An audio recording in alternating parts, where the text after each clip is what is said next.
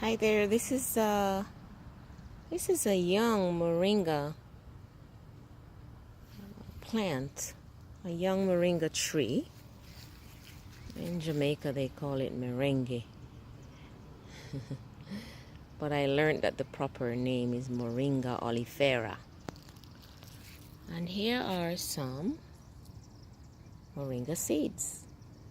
So I actually planted a seed, and that seed grew to become this plant.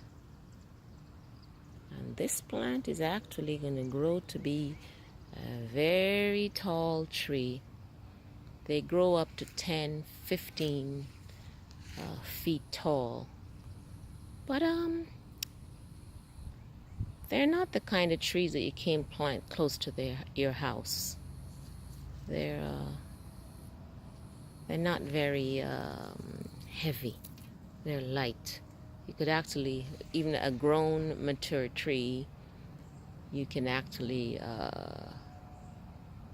just break a limb off with your bare hand. That's soft.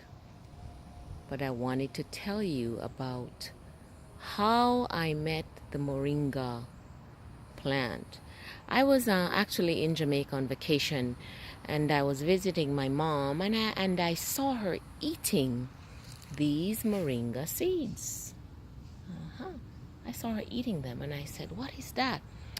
And she said, "Haven't you heard of merengue?" I said, "No." She said, "A lot of people are being cured from all kinds of diseases using the moringa, or merengue, she would say, the merengue seed."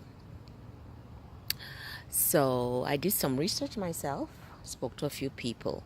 My sister was diagnosed with lupus several years ago and decided she was not going to be using any pharmaceutical drugs, and decided that she was going to use herbs to heal herself. And she did a lot of research. And at that time, a lot of people were talking about merengue, merengue, merengue, merengue, and the health benefits. So my sister eats these seeds on a daily basis. She said they're her candy. I ate a couple. The first time I was introduced to this merengue, I ate a few, and it gave me severe diarrhea. So I don't eat more than one or two at most. It's very potent. But it is said to cure a lot of disease conditions, including diabetes. My sister says that was one of the natural things that she used to cure herself of lupus. They also use the leaves. They dry the leaves, grind it up like in a coffee grinder, and sprinkle the powder in cereal or porridge or stews or soup.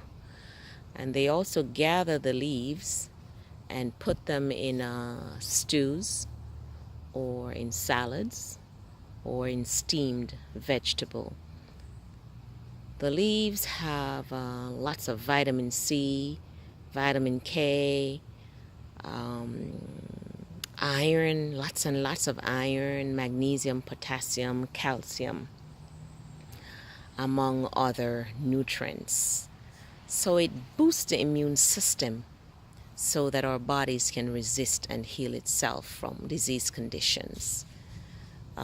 Prevents constipation, gives you energy because it has a lot of iron in it. And just a wonder drug. I read that in Africa, where finding clean water is a challenge, the government is encouraging families to grow the moringa plant, the moringa tree, and to put the seeds in their water to purify the water.